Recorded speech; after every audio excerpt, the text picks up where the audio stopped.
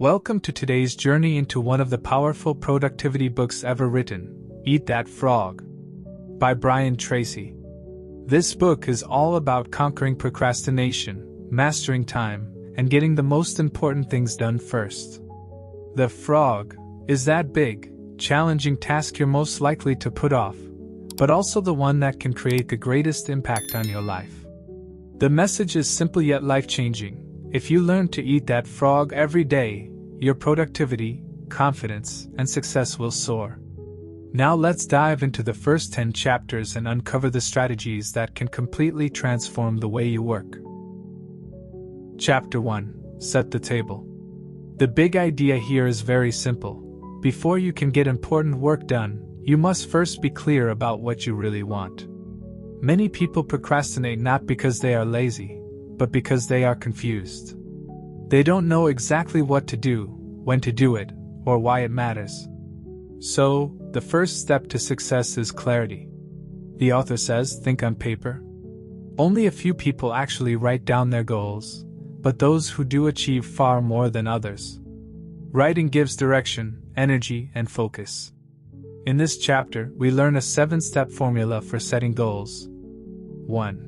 Decide exactly what you want, be specific. 2. Write it down, make it real. 3. Set a deadline, this creates urgency. 4. Make a list of everything you need to do to reach it. 5.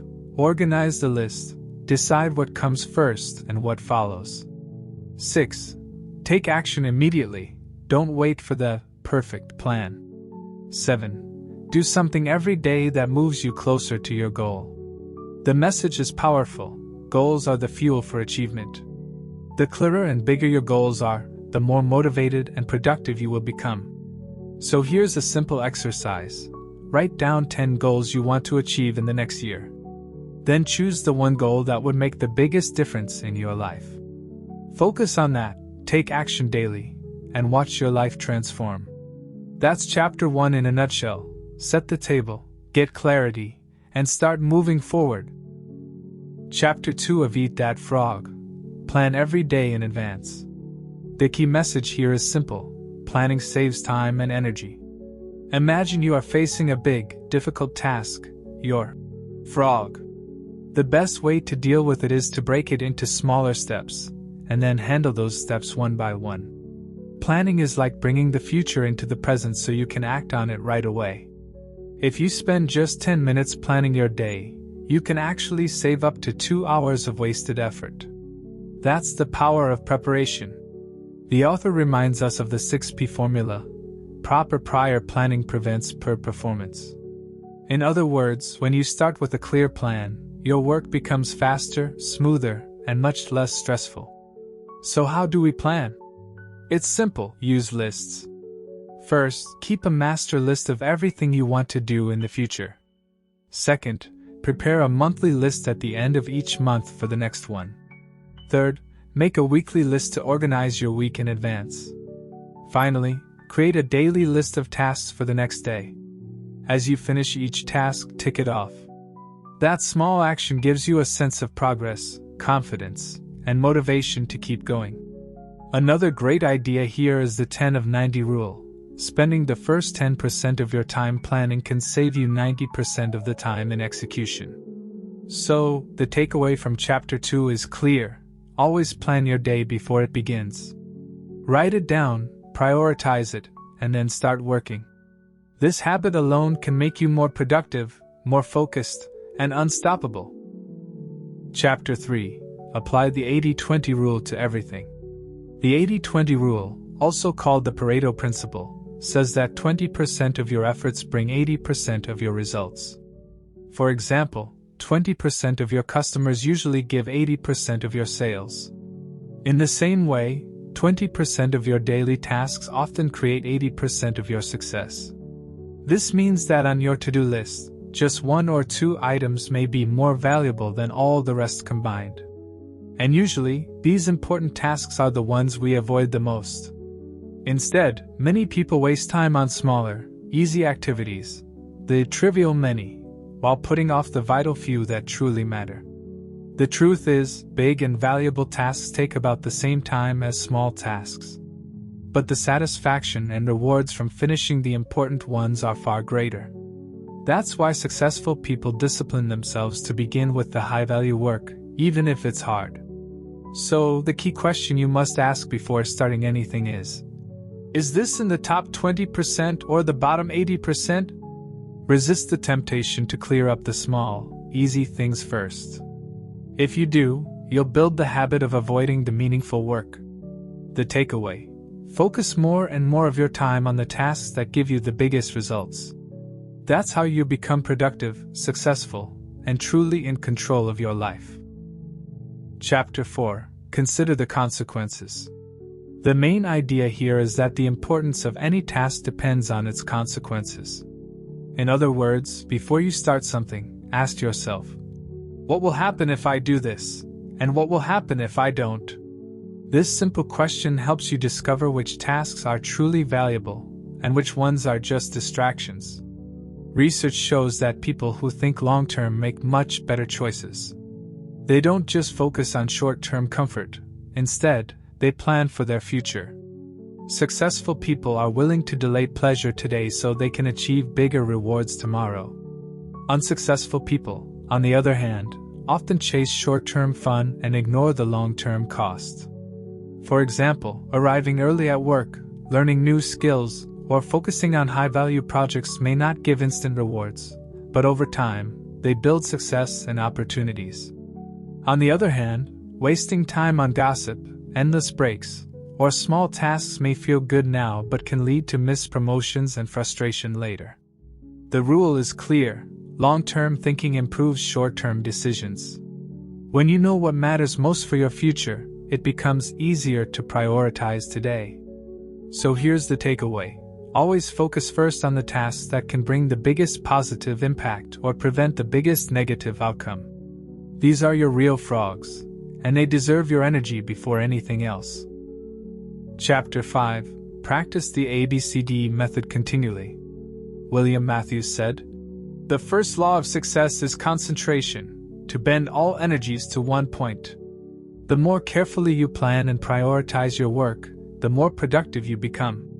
The ABCDE method is a simple but powerful daily tool to organize your tasks and focus on what truly matters. Start by making a list of everything you need to do for the day. Then, assign each task a letter from A to E.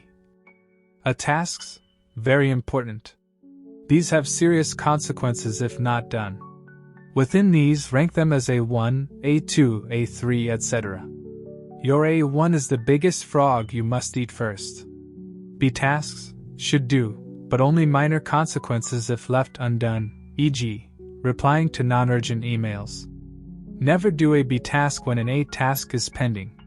C tasks? Nice to do, but with no real consequences, e.g., casual chats, personal calls. D tasks? Delegate to others, freeing your time for high-value A tasks. E tasks?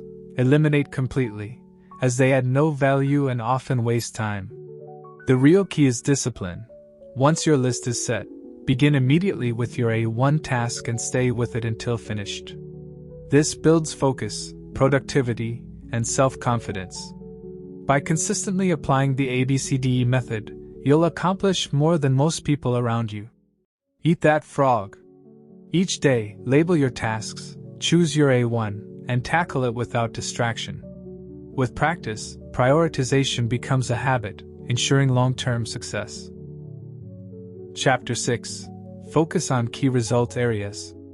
Norman Vincent Peale said, "When every physical and mental resource is focused, one's power to solve a problem multiplies tremendously."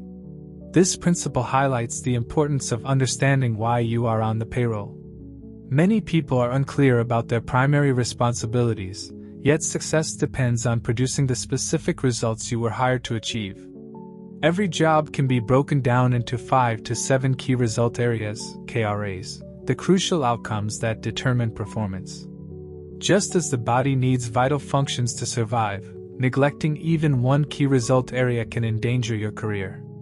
For example, a manager's KRAs include planning, delegating, supervising, and reporting, while a salesperson's KRAs may be prospecting and closing sales. These results directly affect the success of the entire organization. A key result area is something for which you are completely responsible. If you fail to do it, it doesn't get done. Identifying and clarifying your KRAs with your boss and colleagues ensures alignment and avoids confusion. Once identified, evaluate yourself in each KRA on a scale of 1 to 10. Remember the rule: your weakest key result area sets the height at which you can use all your other skills. Even if you are strong in most areas, one weak spot can drag you down. For instance, a manager who cannot delegate will struggle despite other strengths. Avoiding weaknesses only worsens procrastination. Instead, identify your weakest area, set a goal, and work on it.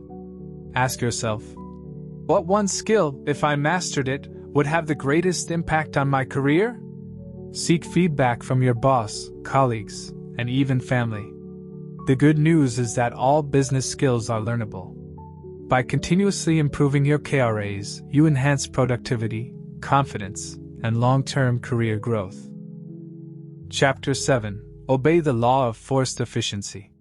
This law reminds us of a simple truth. There is never enough time to do everything, but there is always enough time to do the most important thing. We often feel overwhelmed with tasks, emails, and projects. But no matter how busy life gets, what really matters is choosing the biggest frog, the one task that creates the greatest impact. Many people believe they perform best under pressure. But research shows the opposite. Working last minute causes stress, more mistakes, and sometimes even more wasted time when things need to be redone. Instead of relying on deadlines to push you, learn to act early and focus on high-value work. To guide yourself, ask these 3 powerful questions every day. 1. What are my highest value activities? 2. What can I do that only I can do, which will make a real difference? 3. What is the most valuable use of my time right now? When you honestly answer these questions, you gain clarity about your priorities. The secret to efficiency is not doing everything, but doing the right things at the right time. So remember, do first things first, and leave the less important things aside. Spend quiet moments thinking about your tasks, and often the best answers will come to you. Eat your biggest frog, and success will follow. Chapter 8. Prepare thoroughly before you begin. One of the easiest ways to beat procrastination is to make sure you're fully prepared before you start. Think of it like cooking a big meal. You first gather all the ingredients, set them out on the counter, and only then begin step by step. In the same way, before tackling an important task, your frog, collect everything you'll need so you don't waste time searching later. Begin with your workspace. Clear your desk so only the main task is in front of you. Put other things aside. Gather all reports, tools, papers, or files required to finish the job. Even simple items like pens, access codes, or reference notes should be ready before you begin. When your environment is neat and organized, your mind also feels ready and focused. Your workspace should be comfortable and inviting. A proper chair, a clean desk, and an uncluttered area make it easier to work for long periods without distraction. Productive people create a space they actually enjoy working in. Many dreams fail, books unwritten, goals incomplete, simply because people never take the first step of preparation. Don't fall into the trap of saying, "Almost done," when you haven't even started. So here's the key: sit straight, prepare fully, and say to yourself, "Let's get to work." Once you begin, keep moving until the task is complete. Preparation fuels action, and action leads to success. Chapter 9. Do your homework. One of the biggest reasons for procrastination is the fear of inadequacy or lack of skill. When you feel unprepared, you hesitate to begin important tasks. The solution is simple: do your homework and build your competence. The more skilled you become, the more confident and motivated you feel to start and complete challenging work. As Coach Pat Riley said, "If you're not getting better, you're getting worse." knowledge becomes outdated quickly, so continuous learning is essential. Even one new skill or piece of information can make a huge difference in productivity. Brian Tracy shares his own example. When he wanted to write his first book, his weak typing skills discouraged him. Instead of giving up, he learned touch typing by practicing daily. Within 3 months, he could type 40 to 50 words per minute, a skill that enabled him to write many successful books later. The key message is, everything is learnable. You can develop skills in communication, negotiation, technology, writing, or public speaking, once you make them a priority. To grow, read in your field for at least an hour daily, attend courses, workshops, and conventions, and listen to educational programs during commuting hours. Turn driving time into learning time. Lifelong learning builds both confidence and competence. The more you learn, the easier it is to learn even more, just like strengthening muscles with exercise. Action step: become a do-it-to-yourself project. Identify your most valuable skills, set goals to improve them, and commit to becoming the best in your field. Chapter 10. Leverage your special talents. Every person is unique, with talents and abilities that set them apart from everyone else. Success comes from identifying and focusing on these strengths. The frogs. You can eat faster and better than most people. Your most valuable asset is not material possessions but your earning ability, the skills and knowledge that allow you to create value and generate income. Even if you lost everything, your talents and abilities would enable you to rebuild. To leverage your special talents, take time to reflect. What do you do easily and well that others find difficult? Which activities have brought you the most success and recognition in the past? Often, the work you enjoy most is directly connected to your natural strengths and greatest potential. Enjoyment is a signal that you have the capacity to become excellent in that area. Successful people consistently focus on what they do best and what contributes most to their results. They channel their energy into those few activities where they can make the greatest difference, instead of spreading themselves thin. To apply this principle, ask yourself key questions. What am I really good at? What do I enjoy most? What has brought me the greatest success so far? If money were no object, what work would I choose to do for the rest of my life? Once you know the answers, commit yourself to preparation, practice, and focus so you can excel in that area. Action step: identify your unique strengths today, and dedicate yourself to mastering them. So, that's the first half of Eat That Frog, 10 powerful lessons designed to help you defeat procrastination and take control of your time.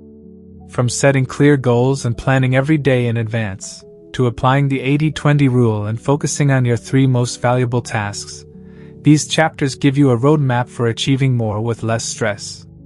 The message is consistent: clarity, focus, and action are the real keys to productivity. Remember, success isn't about doing everything.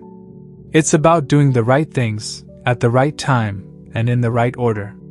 When you prepare thoroughly, break big tasks into smaller steps, and start with the most important ones, you build unstoppable momentum. If you apply even one of these principles today, whether it's planning tomorrow before you sleep, or identifying your top 3 priorities, you'll already be ahead of most people who spend their days busy, but not productive.